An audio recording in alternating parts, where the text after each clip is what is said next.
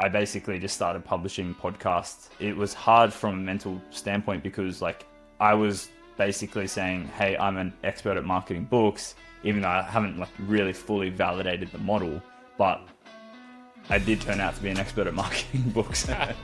It was just like a pre-frame of like, hey, I'm going to be this expert, you know? And so I'm going to just talk about it like I am. What's happening? This episode is about marketing your business, growing your business with the use of a book. And these clear frameworks, these very predictable models that I brought Chris Benetti onto the podcast to share. He's the owner of Smart Author Media. He's been selling a whole bunch of business, growing businesses on the back of books. So if you don't have a book, don't run away. There's frameworks to create one quickly using the content you already have. And if you do have a book, this is perfect for you. You're going to get a whole bunch of swipe and deploy strategies and very specific frameworks with numbers and all the percentages, everything you need to know to kind of run the math on your own business.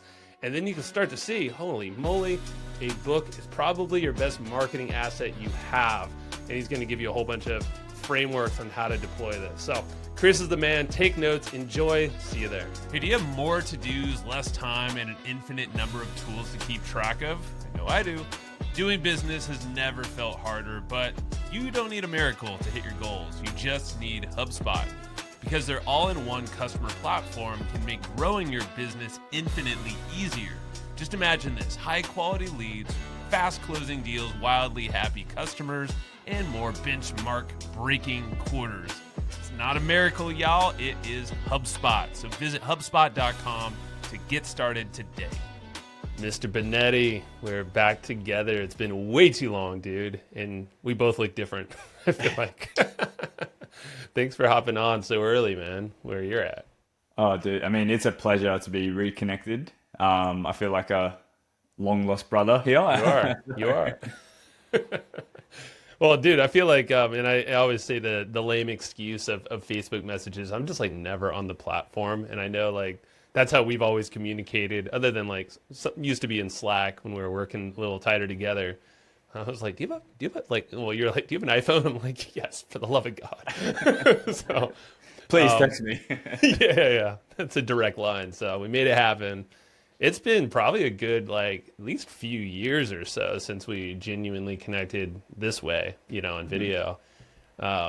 Things have changed, since, because we were doing some software, collabing a little bit on a previous business of yours that was interesting. And we all learned a lot. That was when Matt Wolf was around co-hosting. And now you're doing a whole, well, let's be honest, you've been always really good at the marketing side of things, branding, ads.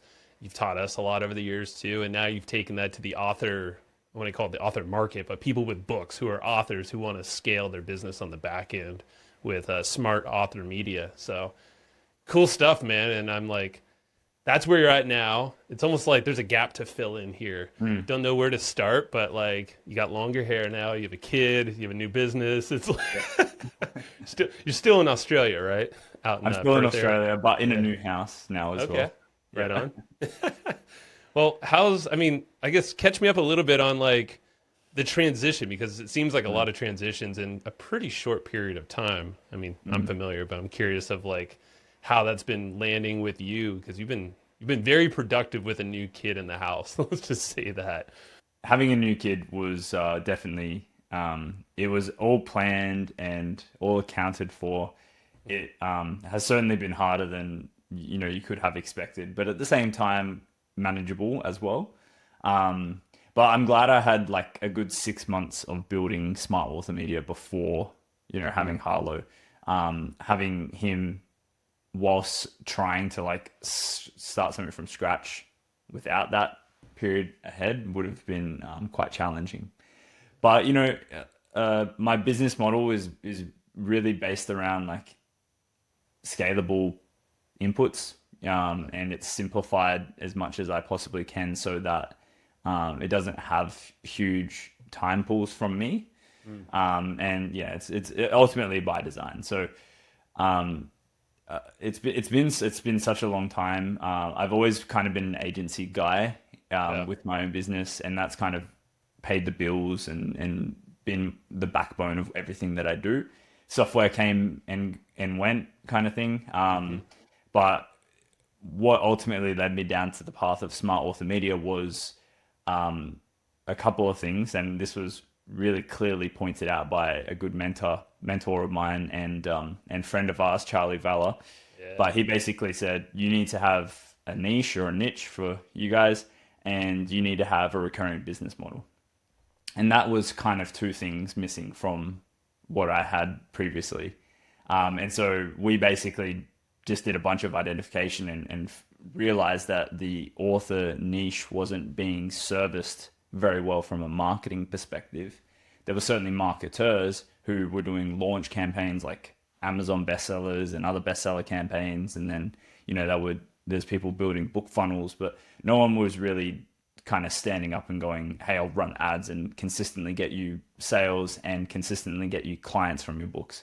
And that's kind of like the place that I carved out in the market. And it didn't come easy. Like, obviously I had to validate the model and validate that we could get results and do all the things.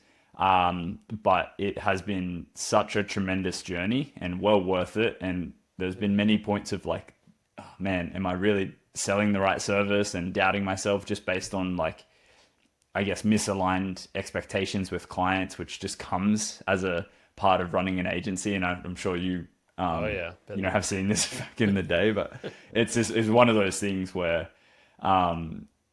you just got to get used to managing expectations and aligning really well. That's like life in general, relationships, partner, whatever. But yeah, man, the agency model's tough, but it could be very scalable, lucrative if you do it right. But it sounds like the specific thing you said was scalable inputs, and you did it by design. Mm-hmm. And obviously it's a lifestyle type of play, like there's a reason why you did that. I'm sure, your kid being the impetus of that whole thing, but like niche and recurring business model, because that's like it's a recurring theme on the show recently is like, hey, how do I restart what I'm doing? Or maybe there's a new change in the world. AI is taking my business, whatever it might be, just looking ahead. It seems like you've done this really smartly. How did you validate the model? Like, I'm curious of like the process that you and Charlie kind of walked through there. Yeah, it was all around beta. So, how do we get beta testers on, and just like putting it out to the network. And I've been lucky enough to build out a network of people in an internet marketing space. So they all vaguely know, what a funnel is and what ads is. And so it's like, it wasn't really hard for me to put a message out and go, cool, these people know what I'm talking about, and they can potentially put their hands up if they want to. And then, second, like, people value books in the space. And so there was actually quite a few authors that came through. And so, by putting it out to my networks, there was some hand raisers there. By putting it out to my friends and saying, hey, do you know anyone? There were some hand raisers there. And so we ended up getting about, 3 or 4 different beta testers coming on. But then the second thing was, and this is really hard to do from a mental and ethical standpoint, but like, I basically just started publishing podcasts as soon as I could as well. And it was hard from a mental standpoint, because like, I was basically saying, hey, I'm an expert at marketing books, even though I haven't like really fully validated the model, but I did turn out to be an expert at marketing books. It was just like a pre-frame of like, hey, I'm going to be this expert, and so I'm going to just talk about it like I am. Yeah. And so I had a bunch of just like really good service providers, like different publishers, different ghostwriters, other marketers, best-selling authors come onto my podcast, and we essentially validated the model out through them as well. And they gave me ideas on how I could market books and everything else as well. That's pretty rad. I like that, because you leveraged, the previous network, of course, and you've had that established for years now and have always given value really well. You've been a great connector too. So thanks for making the connections that you have for me back in the day too. And it carries over. You're useful to people. Joe Polish, one of his newest books, it's all about that. It's like being useful to others. Highly recommended, by the way. And what comes to mind there is like, because you have some bangers already as clients and case studies. You have Ryan Dice with his Get Scalable Is it Get Scalable, right? The book? It's scalable. Yeah. Yeah. Okay. Yeah, it's behind you. I know he's been on the podcast, months ago. There you go. And then James Schramko, of course, with his book, and he's a good friend of both of ours and mentor. So the fact that you have those guys as people who trust you in this early model, like, super smart. And it's just that's a lesson in using your network, but also being valuable and putting yourself out there in a way to give value up front. So yeah, and let's explain the model too, because it's interesting how you focus, and I like it that you're focusing on the marketing side. You're not necessarily writing the books for folks. There's other resources out there. Maybe can you explain your model with what you're doing now and best people you serve? The model, and the reason why I focus on marketing is because everything before marketing is somewhat commoditized. There's a lot of people doing a lot of different things there, and everyone's trying to be a publisher and everyone's trying to write books, and it's great. I'm not knocking that as a business model, and most people are very successful doing that. It's really great for me because there's a potential good amount of referral partners for my business model. That's immediately what I thought of. So it's really good for me, but yes. The business model essentially is once someone has a book that's published, we try not to focus on like launch strategies and things like that. We just focus on post-launch. Let's sell books with advertising and assets that we own, like sales funnels, so that we can build our email list, create customers for ourselves, and then let's continue to indoctrinate them and sell them into other things. So we typically do what's called a next steps offer. So once they buy the book, we'll give them a next steps offer for booking in a strategy call with the team. And that's typically done like right away. But then all of our follow-up, we do retargeting ads as well, is all based around like getting them back to do the next step thing. So they've always kind of been positioned the follow-up next step offer throughout their kind of customer journey, so that we can get them back and doing the thing that we really want them to do. Like obviously the book is a good entry point to that. Yeah. And so, how we achieve that is we run really good ads that are very simple, very effective to then either sell or give away a book in a book funnel. And if we're giving away a book, it's very straightforward. Just name an email, opt in, and then, next step offer on the thank you page. If it's selling a book, then we can start looking at order bump offers. We can start looking at upsell offers, and all of those things are really put into place, not to make profit, but to just offset the advertising spend that we have. Because when we give away a book, it typically is like less than $10 per lead. But when we sell a book, it can go up to $60 to get someone to actually buy the book. And even if we're doing a free plus shipping offer, and so you can start to see how that can be very expensive for us to get good volume. And so, to offset that, we just put in more offers in the book funnel so that, our average cart value can try to creep up to match the acquisition costs that we have on the advertising. And then, essentially we then have the thank you page offer again as well for the paid book funnel to kind of do the next step thing. All of our email follow-ups and everything that we build for clients is all based around kind of delivering, obviously, the value, indoctrinating, and then getting them back to do the next step stuff as well. I like it. Yeah, I had the book's actually right over there. It's called a 2-week vacation test. There you go. By Austin Netzley. And he, I think I don't know if it's still active, and I don't have the link on top of my head. I shouted it out on his episode, but he was giving away a physical copy of his book. And he was like, this is like the best way to do funnels because your cost, and you said under like $10 a lead. And these people are committed, and obviously they're receiving something too. So there's a lot of persuasive type of principles happening there, reciprocation and whatnot. But it's just like a lot more valuable of a person. And then, like you said, there's a funnel that happens behind that as well. And, instantly, but also I'm sure later once the book arrives, timed out and all that. So I'm kind of curious of some of these, maybe your thoughts around that, if that's the kind of, if you've seen that successful, not successful. Yeah. Well, I mean, it's a good model really when you think about it. So it's good because today we can get a client from the book because of the marketing that we do right away. But then the book sits on the bookshelf, and it's like a constant reminder of, hey, either read me, or hey, either work with me because I'm an expert on this topic. And I'm sure most entrepreneurs want a 2-week vacation. And so like maybe they should put his book to the test and actually work with him if they don't really have the time to go through and implement the stuff themselves. And that's typically how most books are framed. It's like, hey, here's the how-to, but if you want more help, then work with us, right? Yeah. Same with Ryan. It's like, here's the how-to to build a scalable business, but if you want more help implementing the systems, then we've got an offer for that. And so it's just like a get it done quicker and faster and with less effort kind of offer. And so I call it the knock-on effect, because today, like, people will become clients. Tomorrow, people will become clients. 6 months down the line, your book is still on their bookshelf. They might pick it up again and become clients, or even a year from now. Like, people don't always have the time to read the book right away and consume that knowledge. But it's always there reminding them, and they'll always remember that you're the person for that thing. And so when they think of needing that thing, then they're going to pick up your book. They're going to see the offers that you have in your book, and they're going to potentially want to reach out to work with you. So that's why I love books the most, because it stands the test of time.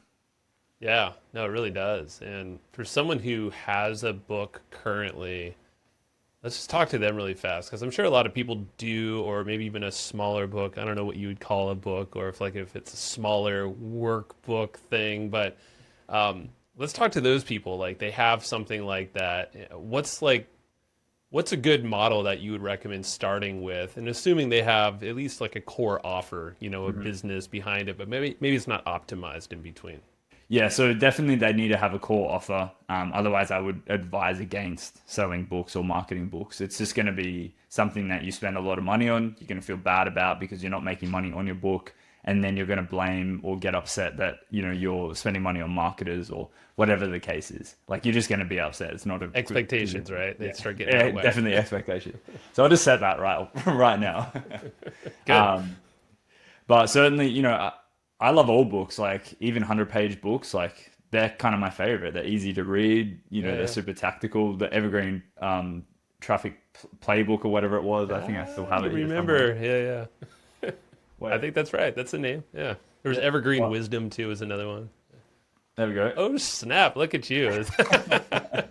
Mine's on the other side of the wall. I can't hold up. Dude, I mean, I read this back in the day and I was like, this is sick. I want to implement it right away. And it was just basically like, run Google ads, retarget with Facebook ads in it, but it's such a simple model. Yeah, and most things should be, but yeah, carry on. But that's a good example though and I'll just say it was repurposed from other like podcasts and articles we wrote, mashed up into a book. So there's a lot of ways to create a book, and even more so now with AI and stuff too.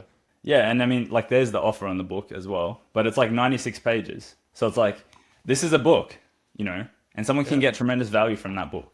And I think first and foremost, like, if you don't have a book yet, just realize that it doesn't have to be the book. It's just a book, and it's part of your ecosystem now. So like, Matt and Joe didn't write this as the book for them. It's a book in the journey. But I'm getting sidetracked. So yeah, certainly if you have a book, the best strategy I would recommend is just to determine whether you want to generate a lot of leads for a pretty cost-effective dollar amount, but have them be less qualified. And so, like, really, it's just weighing up the pros and cons of like selling the book or giving the book away for free. And selling the book encompasses like free plus shipping offers, which is, I know you guys did that back in the day, because you're still charging an amount. But the pros and cons ultimately come out to be like, if you sell the book, you're going to get more qualified people. They're going to buy stuff from you. They're going to become customers of yours, which makes it easier for them to spend money with you again in the future. And I certainly did with you guys. And then if they get the book for free, they're going to be less qualified, but you're going to get probably 10 times the amount of volume for the same dollar input. So you spend $100 on ads, you're going to get 10 times more people getting a book for free. But the downside to that is, like, obviously people just get free stuff when they see ads, or get free stuff on Facebook. It's like the collection of lead magnets and PDFs that we've all gotten over the years. It's like, I'm not sure I've ever opened one of those a second time. You do a flash look, skim, and call it good. So, know. Yeah, even if it's a book, like it's kind of the same thing. Kind of, I would say a book still like outweighs everything else, but there's still a downside. But the cool thing is, like, you don't need someone to even open your book or read your book for you to get a client from your book. It's all just a positioning and authority asset. So as long as you're comfortable giving a book away for free, like I would potentially start there if you're looking to DIY your book marketing, just because it's such an easy campaign to run. It's easy to validate. It's easy to scale. Whereas if you look at charging for your book, man, like you can go weeks without getting a sale and you'd just be trying to test and optimize, and you would just come up to dead ends. And, unfortunately, I've seen it happen with even clients that we're trying to run campaigns for. And, it's maybe like 2% of clients that work with us that happens, but it's something that definitely should be considered overall. So it really just comes down to, if you charge for your book, it's going to be harder, but you're going to get better quality leads. If you give your book away for free, it's much easier, but you're going to get less quality. Got it. Can you give some case studies? Because I know you've had some awesome clients already, and I'm curious of like these kind of scenarios, and I mean, what you can tell, of course, and what they've given you permission to. We don't want to ruffle any feathers, but I'm curious to like maybe both scenarios and kind of how that looks like, so people can kind of visualize. Yeah, well, I certainly can give some case studies. I think the biggest thing to point out is that, even if you get less volume, doesn't mean you can't make good money from that. Most of the time we see typically a 1 to 5% conversion rate of people who get the book become clients with you, and that's without advertising. So it's pretty easy to do the math. Like if you sold 100 books and you got one client from that, and it cost you $3,000 to sell 100 books, plus you've got an average cart value there. So maybe it's, let's just say, being very low on the average cart value. Let's just say it costs you $2,000 in that scenario, and one client is worth $5,000 to $10,000 to $15,000. It's like, it's gravy all day, right? And even if you're paying for an agency or anything like that, like you could easily self-liquidate based on that, plus have more money to put back in to continue to grow. And 100 books a month is not a huge number to accomplish. It's $100 a day on advertising, sometimes less for some people, sometimes slightly more for others. But it's quite easy to validate. When it comes to a couple of examples for you, most of the examples, the guys have, sold or given away less than 5,000 books, and they've made tremendous money from the book. So probably my favorite to share is Nigel Moore, who is a client of mine and has been since April 2022. Like literally when I started the business, he was like my first beta tester. Yeah. Doing something right. He's a really good one because he's one of those examples where we give books away for free in exchange for a name and email. And the cool thing with Nigel is his core offer is a membership. Okay. So he has a $47 a month membership, and we've been able to make a profit based on that with my agency fees and our advertising spend. So we spend about $6,000 a month on ads, and that's just like casual. We keep it there because it's a good amount of volume. His audience is super niche, so it's not a huge audience size anyway. Mm-hmm. And we have given away around 2,000 books. And we have a 10% conversion rate of people who get his book for free. They start a $7 14-day trial for his membership. Yeah. And then they stay on for a long time because the way that we positioned his particular book and membership offer is that he has built out hundreds of thousands of dollars worth of resources for this particular niche. And if they trial the membership, they are more than welcome to log in, download everything, and cancel. And that's literally, we just called it out. So like one of his like best case studies, his name was Pete. made this testimonial video for him, and he's like, I had every intention of doing the $7 trial, downloading, thousands of dollars worth of templates, canceling. But once I was in there, I saw that it was too good and I wanted to stay. And then so we like put his video as like the sales video for the trial. And then we put like, here's, a handful of resources that you can download for free and cancel your membership after you've done that. Wow. And we just like listed them there, and that's just, it converts at like 10%, dude. So It takes some balls to do it, but I love how open you are about it. You're just like, whatever, here you go. So it's the reality. Hey, I'm going to pause this really fast. Shout out to a podcast by a couple of guys that actually also create one of my favorite AI tools called Cast Magic. This podcast that they produce is called DTC Pod. It's hosted by Ramon Barrios and Blaine Bolas, and it's brought to you by HubSpot, the podcast network. It's the audio destination for business professionals. So DTC Pod is a podcast about everything direct to consumer. I'm talking about e-commerce. So Ramon and Blaine cover everything from starting, growing, and optimizing e-commerce stores. And they talk to founders, marketers, platforms, creators, everything in the marketing, growth, agencies, basically any topic you can think about. So if that's you got to go check out DTC Pod. Go listen to them wherever you get your podcast. Hey, are you tired of the hassle of building sales funnels? I totally get it. I've been there. You started your business not to be chained to your laptop all day. You built it for freedom. And thankfully, there is an all-in-one platform that makes it easier for you so you can focus on attracting customers online. The platform is called Kartra, and it gives you all the tools you need to grow your business. The best part is Kartra comes stocked with all the done-for-you campaigns, so you don't have to worry about thinking about building from scratch. Everything is designed, connected, and written for you already. It also leverages AI to help you with some of this writing. All you got to do is just customize this to your liking, and then boom, you got a fully built sales funnel for you. This is marketing made easy, so go try it out for free. 30-day free trial over at hustleandflowchart.com/Kartra will get you there. So again, that's hustleandflowchart.com/KARTRA. So yeah, I mean, that's just like a tremendous case study. So we've spent about $100,000 on ads in the past 2 years, and we're up over 200,000 in revenue, and our monthly recurring revenue is $25,000 now, based on the trial conversion.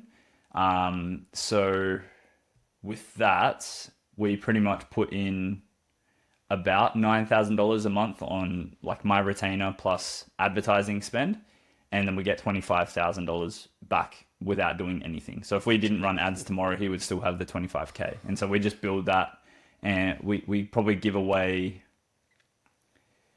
probably 300 to 600 books per month at the moment, and then we have a 10% trial. So we get about 10 trials a week at the moment. Okay. This membership. So it's compounding. Dude, that's awesome case study, and thanks for putting out, all the goods, because I think everybody can kind of, now you work the math and see what's possible, even with an agency fee on top of that. It's a no-brainer, Yeah. And I think the biggest barrier here, it's like, obviously, if you have a book, well, now you can start kind of looking at what's possible because you have that asset. Could be something you wrote like last year, 2 years ago, whatever, has that knock-on effect, like shelf life. But then at the same time, like, boom, throw some marketing magic behind it, and like really you're targeting to the ideal type of buyer. Yeah. And or even give away, leads, potential leads in this case. Yeah, I mean, well, we did Shramko's book, and that's not a new book really in the grand scheme of things. It's like 7 years old. True. When we launched his book, in 30 days, we gave away like over 5,000 copies. Damn. And to Australia and US marketing only, it ended up being 90 cents per download. So not a new book. And yeah, like, so you can revitalize a book that you've had for years and be quite successful with it. Dude, that's incredible. And I'm just thinking of so how about giving away your book to people in other ways? Like, and maybe this isn't what you're focused on because you're more on the ad side of things, but I think of, like what else can you do to maybe gift books to strategic people in your network, partners, maybe they're not the ones that are going to go through your funnel and actually buy stuff like that, but they can. I actually heard a really cool strategy from Roland Frazier because he did his new book with Jay? Jay, yeah, Abraham. Jay Abraham. So the strategy, because like I listen to a lot of Business Lunch because I really like Ryan Dice and I also He's really awesome, like Roland. Yeah. And they were basically just like exchanging an episode on like how are they going to market their new books, because obviously Ryan came out with Get Scalable at around the same time as Roland and Jay came out with their book.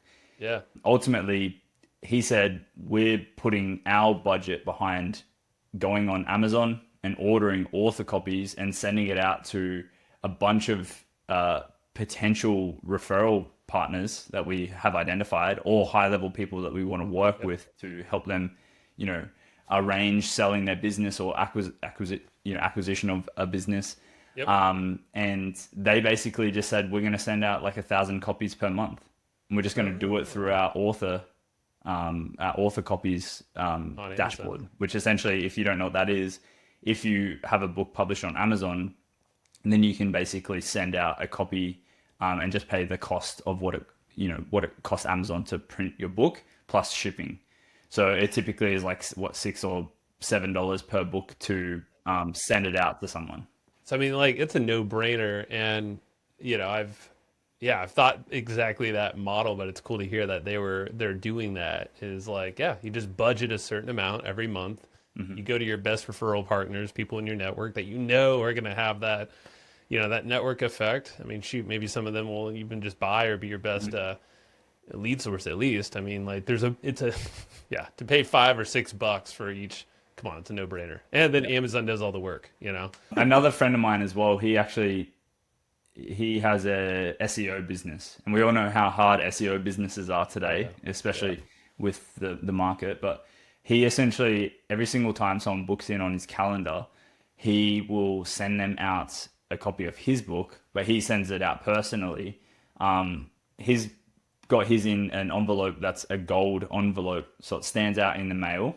Uh-huh. And then he's got his inserts in there as well. So he basically sends that out to every single lead that comes through. And that just like helps to make him the most tangible provider for the SEO service. It just like, the amount of people who have SEO books is like, much, or the amount of people who have good SEO books is even smaller. But yeah, he just instantly stands out by sending all of his leads a book as well. It's a no-brainer, and especially when you know your cost. And that's what Austin was saying on the podcast I brought up earlier. He's like, your cost. And he might have been doing that same thing. He said about, $6 to $8. I forget the exact number, but it was under 10, which you already said here too. It's like, I mean, that might be a fat book if you're sending, something for like $10 or plus. But yeah, it's a math game at the end of the day. Mm-hmm. You just know your math. And especially if you have the funnel that's already converting, you've tested it, run some traffic to it too, then it's just like game on. Just start sending them out there. One more like last one I think would be really cool is affiliate model as well. So like if you think about running ads, you are most likely going to spend more than you make in a funnel to actually get someone to buy your book most of the time. We do have like probably 10% of clients who make profit from running book ads, but that's not what the purpose is. It's an acquisition funnel. So it's really just meant to acquire customers for as little cost as possible. Mm-hmm. But if you could somehow get an army of affiliates to promote your book funnel that, you've validated, tested, know it's working, then my suggestion would be to give the affiliates 100% of all of the digital offers.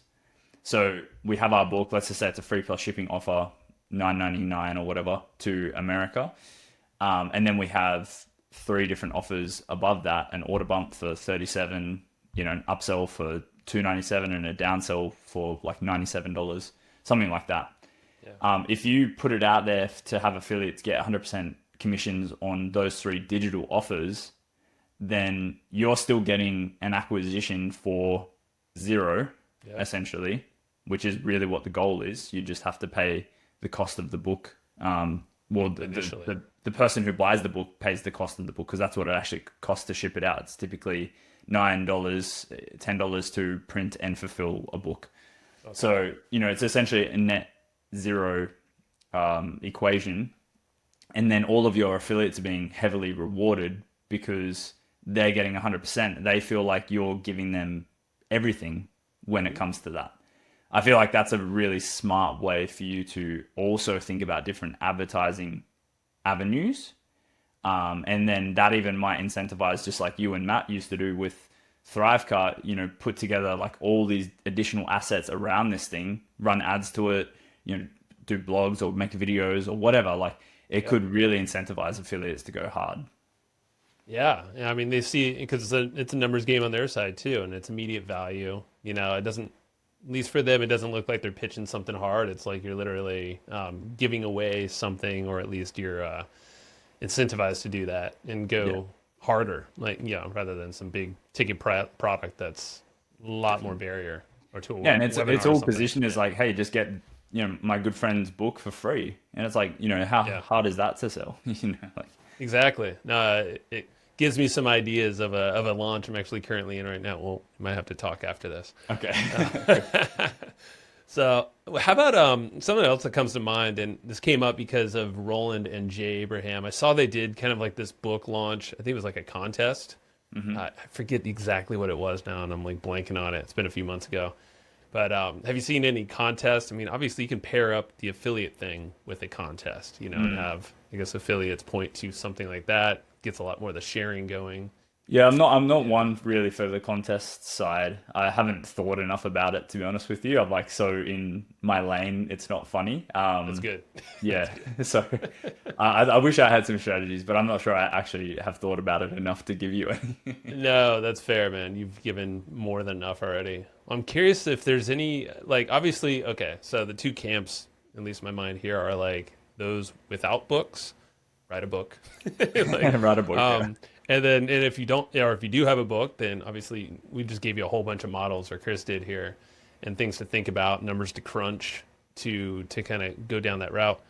Well, the ones without a book right now, I mean, obviously AI prevalent. We all know that it can write a whole bunch of stuff. Doesn't mean it's the best stuff. It might not be in your voice, whatever. It's getting better.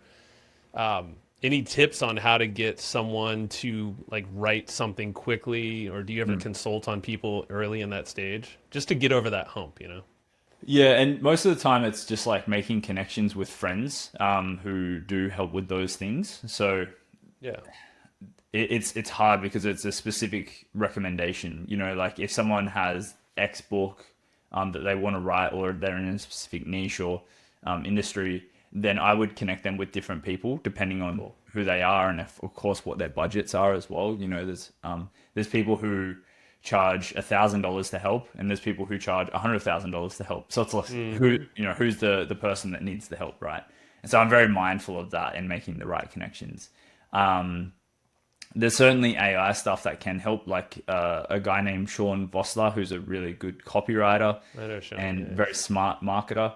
He created a platform called Movable Type, and it's essentially write a book with one big idea, and it's all AI generated. You literally put in your big idea, and AI will spit out a book with Google Docs and all of that kind of stuff, so that you can edit it and customize it. The biggest thing around that kind of stuff is, like, obviously don't just do that, get a book from that and then market that, because if someone does read your book, it could potentially look really bad on you as someone who's trying to put out that value in the world. So definitely go through, edit it, and all of that, those kind of things.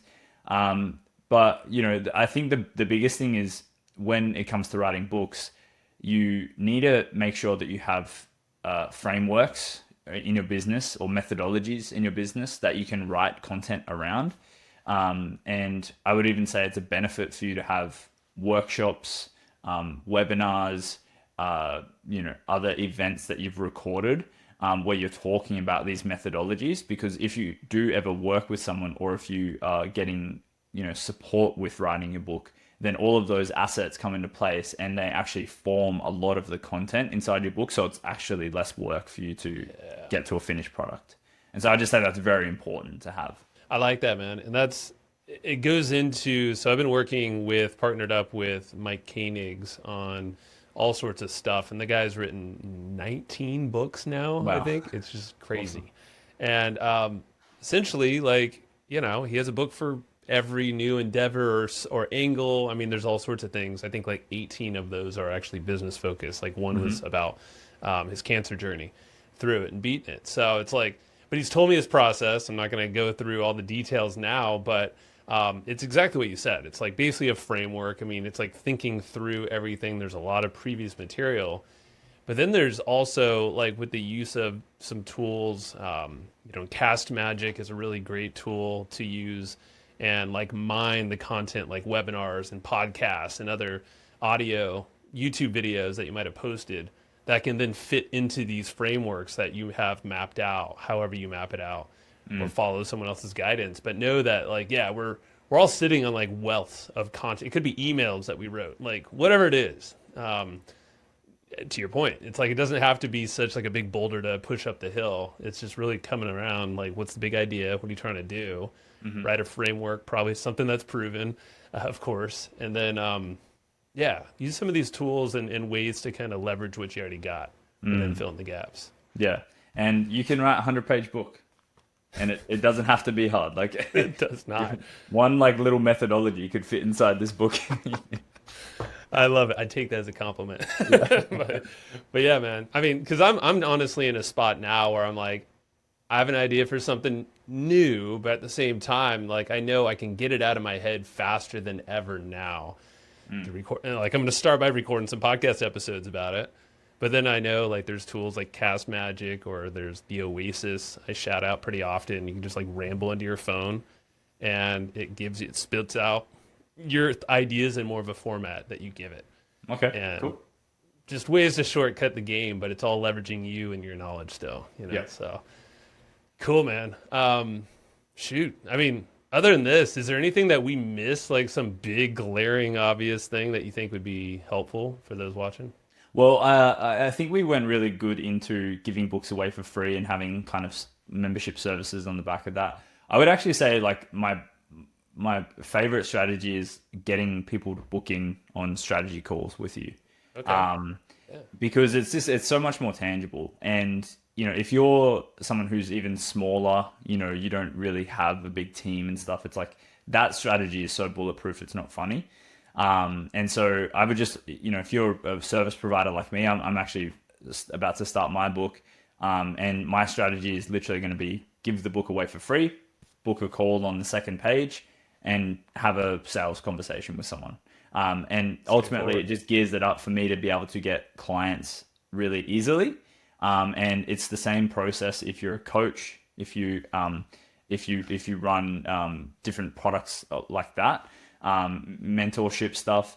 It's really simple for you to just have a book on the front and have a strategy call to follow that up. And as long as we position it well, or even position a strategy call as a bonus when we're giving the book away for free or selling the book, then it's not, hey, I'm going to try and sell you on booking in the strategy call. It's like, hey, this is what's included with your purchase or your download today. It's like, go ahead and redeem it now kind of thing. And it just makes it like less salesy to actually get someone onto that call with you. So I actually do think that that's like my preferred model when starting to work with someone, if they do sales calls, if they take that on, because it's just such a tangible thing. We usually have around 20% of people who either buy or download the book actually book in calls with our clients. And if you're decent at making sales calls, you'll probably close a good amount of people on the calls as well. Oh yeah, man, for sure. Especially when it's inbound. Like you're not going cold. They know you. You've already given them the book. Yep. There's a clear reason why you're going to chat. And now it's just it's enrolling them into the next step, whatever that looks like. Don't be fearful of picking up the phone or having that Zoom call or whatever it is. Because you're right. Actually, that's like the most basic funnel. And it's probably 80-20. That's going to be like the most results right there. You could validate a lot right off the cuff. You're not building something recurring. You could if you want to. But at least, that's probably a great way to start for everyone. Just to test out the model. Yeah. Right on, brother. Where Well, how can people find you, go maybe chat with you? What's the next best step to work with Mr. Benetti? Yeah, I mean, smartauthormedia.com/chat. We can essentially have a bit of a deep dive session into what you're doing with your book. So I've kind of positioned it as a half an hour consultation session. Usually I charge $2,000 for an hour consult. So, I really would put the value at $1,000 on that call together. And ultimately, I like to go and do a deep dive into, if you have a book, what are you doing to market your book? If you're not marketing it yet, what can we do? And really put a game plan together for you so that you can actually have some tangible steps to go ahead and implement that. And if you want, obviously our help to do it at the end of the call, we can obviously discuss that stuff as well. But it's really not about selling you on anything. I'm not a hard salesperson. I'm just, hey, I want to give value. I want to help give you the steps and the tools. And at the end of the day, I'll point you towards different resources that you can utilize to actually implement the stuff that we talk about as well. Yeah, I mean, Chris, you obviously you're like this off these podcasts as well. So you're an open book. You're always been super helpful, man. And there's no reason why you're. I mean, it's obvious why you're getting the results you are and working with the people that you already have. Only a couple years into it, but you've been playing the game for a while, obviously. So, dude, I can't wait to work together with you because I know I will on probably multiple things, which I'll tell you about one of these after we hang up here. And what else? Is there any kind of final point here? Anything that you want to leave people with to think about, or maybe just something that you find exciting? I mean, now you have all this new stuff in your life. Just kind of curious, what's on your mind here? Oh man. Well, so outside of business is obviously family life. And so being a dad, I'm actually going to be a second time dad, just like you, sir. With Congrats, man. 14 weeks, I think, today, actually. Right. So, heck yeah. We're definitely in the journey. And yeah, we literally just moved into our new place that we built maybe Cool. a month ago. So, it's been a bit of a process of doing the things that we want to do to this place, landscaping, different, walk-in wardrobe, cabinetry, all that kind of fun stuff that you have as a homeowner. Adulting hard. I know, I yeah. But I'm very bullish on investing as well, property investing. So Charlie has been a really good guide for me there, and it's really just grow a business as much as possible so that you can make a lot of profit, reinvest that profit into tangible assets outside of business so that everything becomes sustainable and doesn't rely on one source, kind of thing. Sticks and bricks. Invest in sticks and bricks. I'm 3 deep now at the moment, and my next acquisition is actually, we're planning to buy our dream property, but not to live in it yet. So my sights are set on a $2 million property down south of where we are now, which I think we spoke about years ago, Margaret River. Yeah. That rings a bell. Nice. So Making it happen, dude. Yeah, I'm just how do I make business as profitable as possible so that I can save up this ginormous $500,000 deposit for that property. Seriously.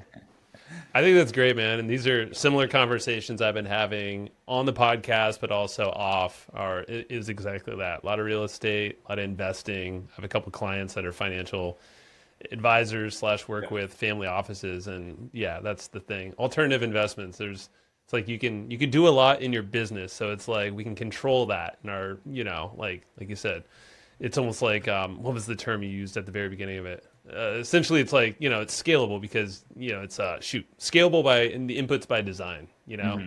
You kind of know the levers to pull to get more profit out. So, I think it's a pretty common thing these days. People are thinking about it's grow the business and then take that into some alternative stuff. Yeah. Otherwise you're left with nothing. You just Totally. where did that $500,000 in revenue go? Nowhere. Yeah, and it could go quick too, Yeah. or maybe taxes, at least here, it's real estate, big thing. Well, Roland Frazier, you mentioned him earlier, and I'll just end on this note because it's on my brain. Because it's like, you can be the dancing bear, but when the bear stops dancing, basically the money stops flowing. Yeah. A lot of people, they build like agency models or something around yourself or your brand. And yeah, that's always stuck with me. So it's cool. Safeguarding yourself. It's very smart. So, all right, brother. Thanks for that little insight there and your time. It's been fun. So let's do it again soon, though, huh? Yeah, definitely. I'm all in. All right, man. Thank you.